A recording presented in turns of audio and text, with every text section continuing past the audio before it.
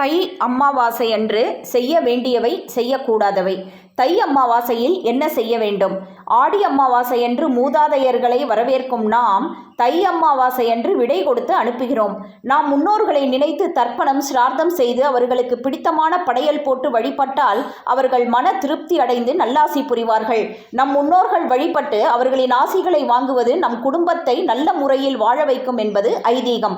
நம் முன்னோர்களின் கூற்றுப்படி மாதா பிதா குரு தெய்வம் என்ற 4 நிலைகளில் நம் முன்னோர்களை மாதா பிதா என முதல் 2 நிலைகளில் வைத்திருந்தார்கள்.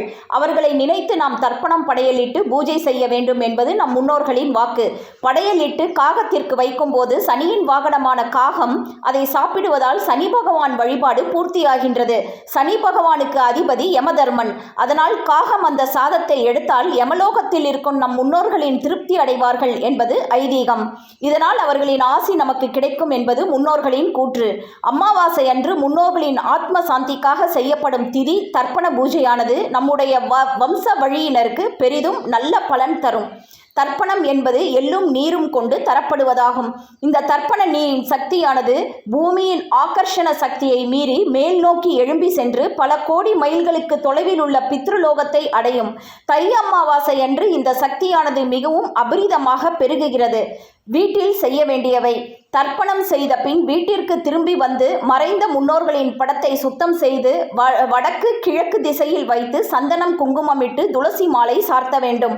முன்னோர்கள் பயன்படுத்திய பொருள்களை வைத்து குத்து விளக்கு ஏற்ற வேண்டும். முன்னோர்களுக்கு பிடித்த இனிப்பு கார பழ வகைகளை படைக்க வேண்டும். கோதுமை, தவிடு, அகத்திக்கீரை போன்றவற்றை முன்தினமே ஊற வைத்து பசுவிற்கு தானமாக வழங்க வேண்டும். வீட்டில் தெய்வ சம்பந்தமான பூஜைகளை முன்னோர்களுக்கு தர்ப்பணம் செய்து முடிக்கும் வரை ஒத்தி வைப்பது நல்லது. தர்ப்பணம் செய்து முடித்த பின்னர் தினசரி செய்ய வேண்டிய பூஜைகளை செய்யலாம். அமாவாசை நாளில் செய்யக்கூடாதவை: அமாவாசை தினங்களில் மாமிசம் சாப்பிடக்கூடாது. வெங்காயம், பூண்டு ஆகியவற்றை தவிர்க்க வேண்டும். தர்ப்பணம் செய்யும் போது கருப்பு எல்லை மற்றவர்களிடமிருந்து கடன் வாங்கக்கூடாது. நீரில் இருந்து கொண்டு கரையில் தர்ப்பணம் செய்யக்கூடாது. அதேபோல் கரையில் இருந்து கொண்டு நீரிலும் தர்ப்பணம் செய்யக்கூடாது. தர்ப்பணத்தை எப்போதுமே கிழக்கு முகமாக பார்த்தபடிதான் கொடுக்க வேண்டும். நம் பித்ருக்கள் சக்தி நிறைந்தவர்கள். அவர்கள் ஆசீர்வதித்தால் புண்ணியமும் செல்வமும் பெருகும். என்ன நேயர்களே, இந்த பதிவு உங்களுக்கு பிடிச்சிருந்ததுன்னா லைக் பண்ணுங்க, ஷேர் பண்ணுங்க, சப்ஸ்கிரைப் பண்ணுங்க. நன்றி.